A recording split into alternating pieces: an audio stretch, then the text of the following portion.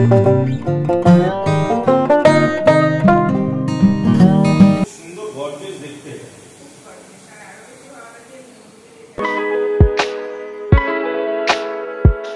Everyone, সন্দিতাস ডায়েরির fresh and new another একটা ব্লগে তোমাদের সবাইকে খুব খুব ওয়েলকাম। কেমন আছো সবাই?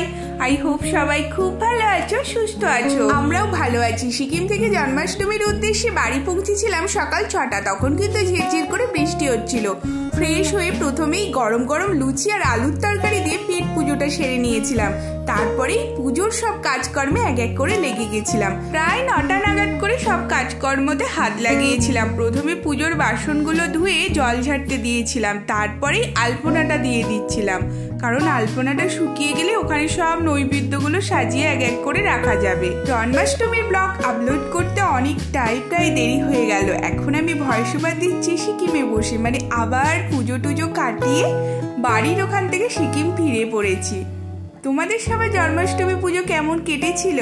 কার কার বাড়িতে জন্মাষ্টমী পুজো হয় কমেন্টে জানাবে। নতুন বন্ধু হলে রিকোয়েস্ট করব সাবস্ক্রাইব করে নিতে চ্যানেলটাকে, যাতে যখনই আমি ভিডিও আপলোড দিই তোমরা কিন্তু ঝটপট নোটিফিকেশনটা পেয়ে যাও।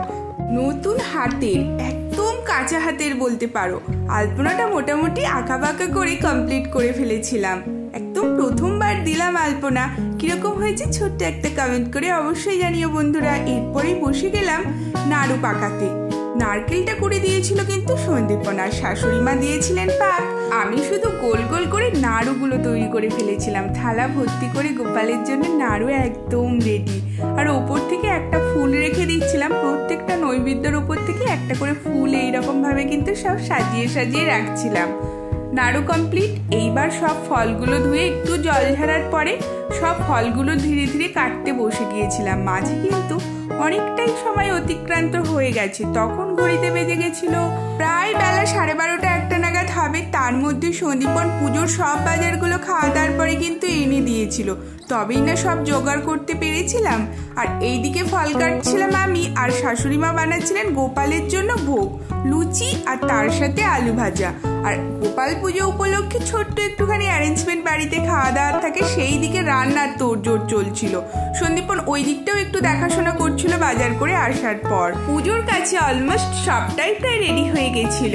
সবগুলো সরিয়ে রাখছি, কারণ এইবার গোপালকে নতুন জামা পরানো হবে।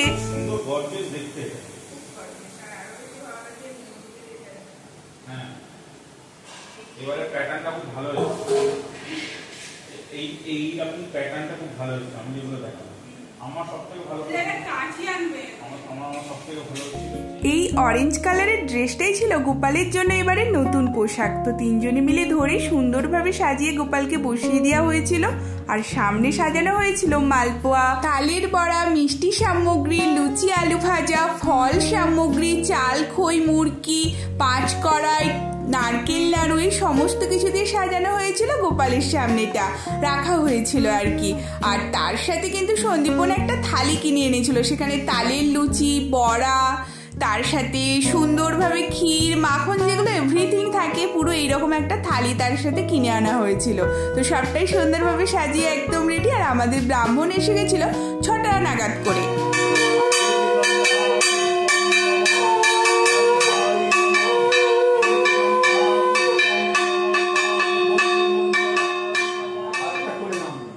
পরাশর গোত্রস্বর সন্দীপন দাস দাসস্ব পরাশর গোত্রায়া।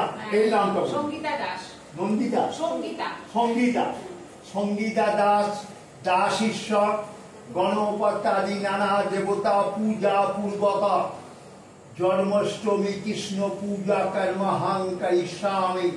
নম প্রেষ্টাঙ্কিনেতু সত্যং শ্রীধর্ম বহিতা মমোরেবি সর্বমাদদম কৃষ্ণ ওয়েদে বয়েতে অস্ত সংকল্প স্থিত রস্তু আয়ারম্ভ শুভায় ভবতু। নমস্তে নমস্তে নমস্তে প্রবন্ত।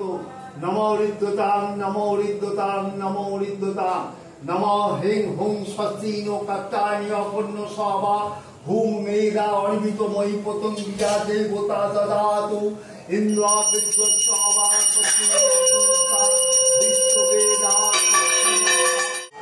ওখান থেকে একটা মিষ্টি নিয়ে চাইলেন।